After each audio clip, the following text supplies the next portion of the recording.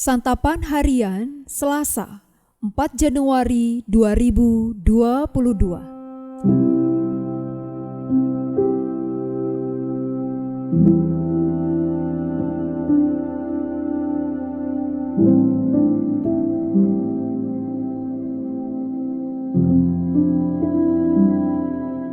Inilah program Santapan Harian, sebuah program yang mengajak Anda menelusuri isi Alkitab, agar Anda menemukan makna firman Tuhan sesuai dengan konteksnya.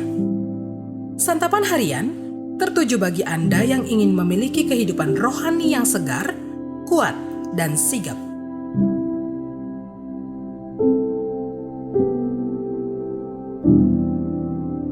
Hari ini kita akan membaca 1 Raja-Raja pasalnya yang ke-15, ayat yang pertama hingga ayatnya yang ke-24. Namun sebelumnya, mari kita berdoa. Tuntunlah kami ya Bapa di dalam perenungan firman-Mu saat ini. Di dalam kasih Putra-Mu, Yesus Kristus, kami berserah. Amin. 1 Raja-Raja 15 ayat 1 sampai 24. Dalam tahun ke-18 zaman Raja Yerobeam bin Nebat, menjadi rajalah Abiam atas Yehuda.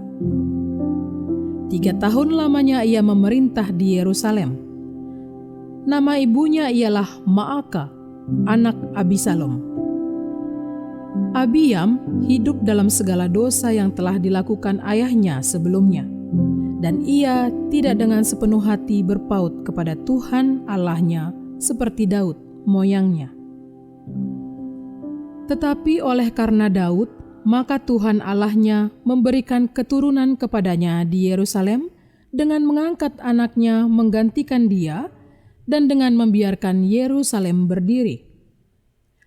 Karena Daud telah melakukan apa yang benar di mata Tuhan dan tidak menyimpang dari segala yang diperintahkannya kepadanya seumur hidupnya, kecuali dalam perkara Uria, orang Het itu. Dan ada perang antara Rehabeam dan Yerobeam seumur hidupnya. Selebihnya dari riwayat Abiam dan segala yang dilakukannya, bukankah semuanya itu tertulis dalam kitab sejarah Raja-Raja Yehuda? Dan ada perang antara Abiam dan Yerobeam. Kemudian Abiam mendapat perhentian bersama-sama dengan nenek moyangnya, dan ia dikuburkan di kota Daud. Maka Asa, anaknya, menjadi raja menggantikan dia. Dalam tahun ke-20 zaman Yerobeam, Raja Israel, Asa menjadi raja atas Yehuda.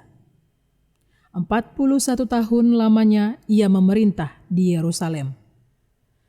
Nama neneknya yang perempuan ialah Maaka, anak Abisalom.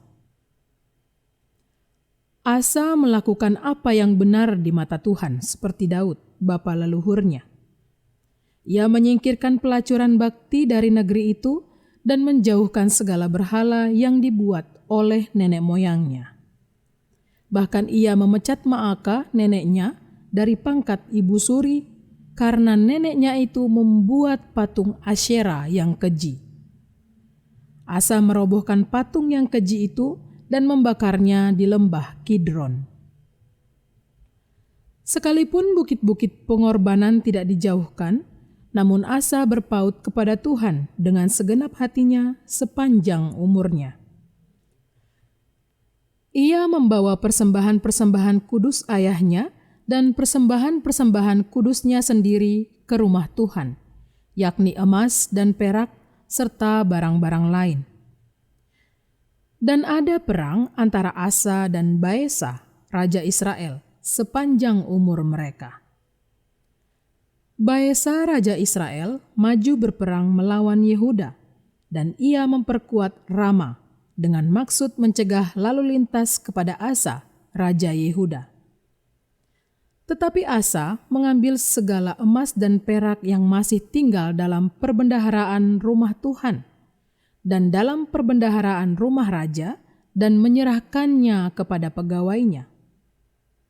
Kemudian Raja Asa mengutus mereka kepada Ben-Hadad bin Tabrimon bin Hezion, Raja Aram yang diam di Damsik, dengan membawa pesan.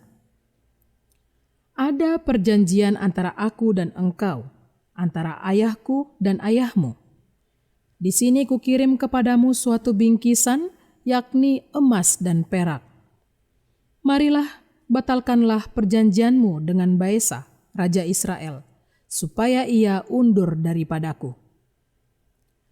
Lalu Ben-Hadad mendengarkan permintaan Raja Asa.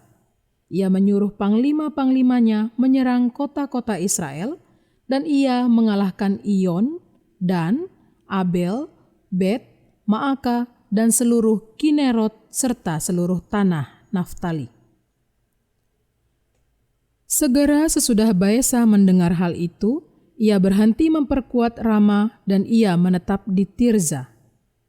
Tetapi Raja Asa mengerahkan segenap orang Yehuda, seorang pun tiada yang terkecuali. Mereka harus mengangkat batu dan kayu yang dipergunakan Baesa untuk memperkuat Rama. Raja Asa mempergunakannya untuk memperkuat Geba, Benyamin, dan Mispa. Selebihnya dari seluruh riwayat Asa dan segala kepahlawanannya dan segala yang dilakukannya dan kota-kota yang diperkuatnya, bukankah semuanya itu tertulis dalam kitab sejarah Raja-Raja Yehuda?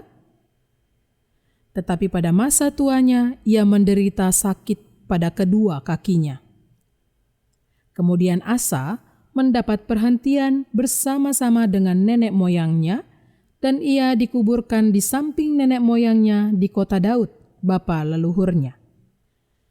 Maka Yosafat, anaknya, menjadi raja menggantikan dia.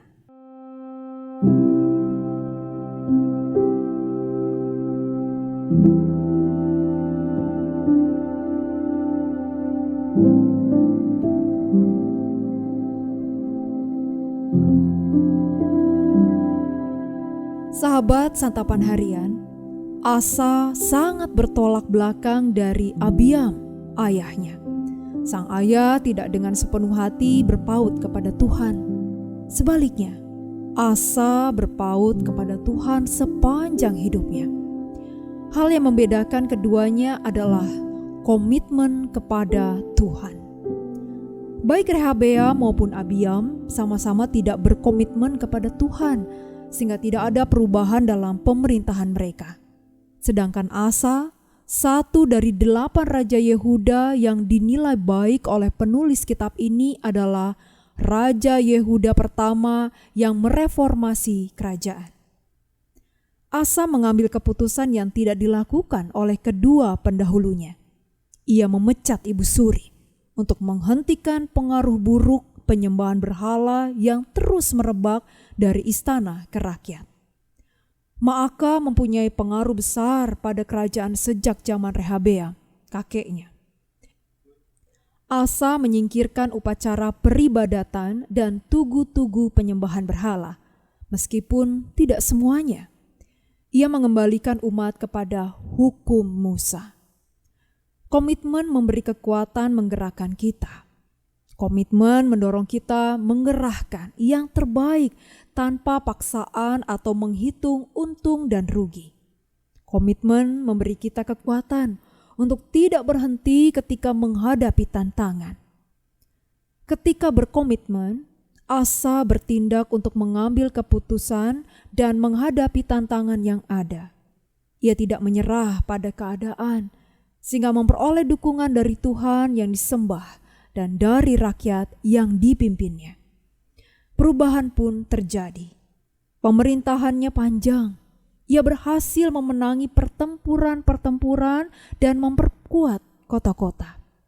Semua itu mustahil terwujud tanpa dukungan Tuhan dan manusia. Ada kalanya kita berpikir hidup terasa macet. Kita mengambil jalan alternatif yang kita kira lebih mudah, sambil mencari alasan atas kegagalan yang terjadi. Sering kelemahan diri dan tidak adanya dukungan dijadikan alasan klasik untuk tidak berbuat apa-apa. Mulailah ambil keputusan dan tautkan hati. Jangan menyerah kepada tantangan hidup. Segeralah berkomitmen dan lihatlah dukungan yang mengalir. Mari kita berdoa. Ya Bapa, berilah kami kesabaran agar tak mudah putus asa dalam menghadapi kesulitan dan juga tantangan. Jauhkanlah pula kami dari sikap gegabah dan suka mengambil jalan pintas. Semoga dengan penuh kesabaran kami menantikan mentari terang bersinar setelah gelapnya perjalanan kami yang penuh rintangan. Bersama-Mu Kristus, bersama-Mu kami akan bisa berjalan di dalam kegelapan ini, karena terang-Mu yang selalu menyinari kehidupan kami. Di dalam nama-Mu, Kristus Yesus, kami berdoa. Amin.